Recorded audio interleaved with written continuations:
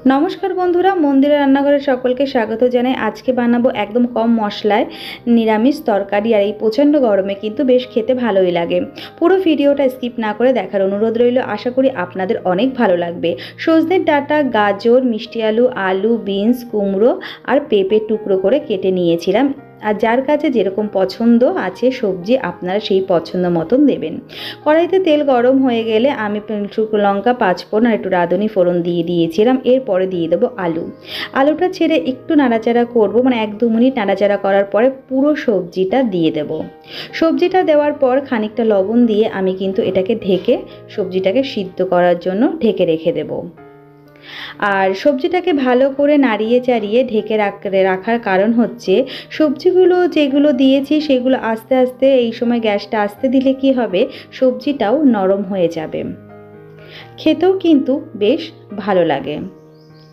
বন্ধুরা, তোমাদের এরকম কি নিরামিষ তরকারি কম মশলায় কম তেলে খেতে ভালোবাসো? তাহলে অবশ্যই করে আমাকে কমেন্ট করে জানাবে বন্ধুরা তোমাদের কেমন লাগলো।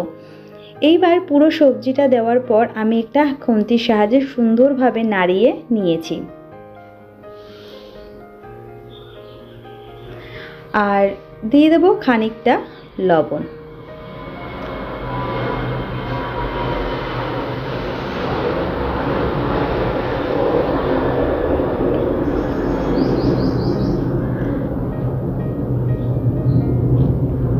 এবার আমি গ্যাসটা আস্তে দিয়ে ঢাকনা দিয়ে ঢেকে দেব। তার আগে দিয়ে দিয়েছি বেশ 2 কাঁচা লঙ্কা চিড়ে দিয়েছি। এখানে ঝাল আপনাদের পছন্দ মতন কম বেশি করে দেবেন। আর এখানে বলে রাখি, এই রান্নাটা কিন্তু খেতে বেশ ভালো লাগে, একবার করে দেখতে পারেন এই গরমে। দিয়ে দেব খানিকটা আদা বাটা। আমার কিন্তু অনেকটাই সবজিটা নরম হয়ে এসছে, দেখতে পাচ্ছেন। এবার আরেকটু নাড়িয়ে চাড়িয়ে নেব। দিয়ে দেব সামান্য পরিমাণে হলুদের গুঁড়ো, দিয়ে হলুদ দিয়ে আরেকটু নাড়িয়ে চাড়িয়ে নেব। হলুদ আগে দেবেন না, তাতে কিন্তু কড়াইতে হলুদ দেওয়ার পর লেগে যায়, মানে কড়াইয়ের নিচে লেগে যায়। তাই জন্য আগে লবণ দিয়ে সিদ্ধ করার পর তারপরে হলুদ দেবেন। তারপরে দিয়েছি 1 চামচের মতন আদা বাটা, আর দিয়েছি 1 চামচের মতন জিরার গুঁড়ো, দিয়ে সামান্য পরিমাণে জল দিয়ে এটা কিন্তু ভালো করে কষাতে হবে। দিয়েছি স্বাদ অনুসারে চিনি। এই মিষ্টিটা আপনাদের পছন্দ মতনই কিন্তু দেবেন। দিয়েছি খানিকটা জল, মানে সামান্য পরিমাণে জল দিয়ে এই জিরা গুঁড়ো আর আদা বাটাটা ভালো করে আমি কিন্তু মশলা আর এই সবজির সাথে একটু কষিয়ে নেব। আমি মাঝখানে টমেটো দিয়ে দিয়েছিলাম, টমেটোটা কিন্তু মাঝখানে দিয়ে দেবেন। দেওয়ার পর তারপরে কিন্তু ভালো করে কষাতে হবে। এবার আমি মশলাটা ভালো করে কষে গেলে আমি দিয়ে দেব জল। আর লবণটা আপনারা স্বাদ অনুসারে দেবেন, আপনাদের বুঝে আপনারা কিন্তু লবণটা দেবেন। দিয়ে দেব খানিকটা জল। জল দেওয়ার পরে একটুখানি ফুটে উঠলে ভাজা জিরার গুঁড়ো দিয়ে নামিয়ে নিলেই রেডি হয়ে যাবে আমার নিরামিষ তরকারি। অবশ্যই রেসিপিটা ট্রাই করার অনুরোধ রইল। আশা করব আপনাদের অনেক অনেক ভালো লাগবে। আর যদি ভালো লেগে থাকে তাহলে অবশ্যই করে লাইক, শেয়ার, কমেন্ট করতে কিন্তু একদম ভুলবেন না বন্ধুরা। আর হ্যাঁ বন্ধুরা, তোমরা কোথা থেকে দেখছো সেটা কমেন্ট করে আমাকে অবশ্যই জানাবে।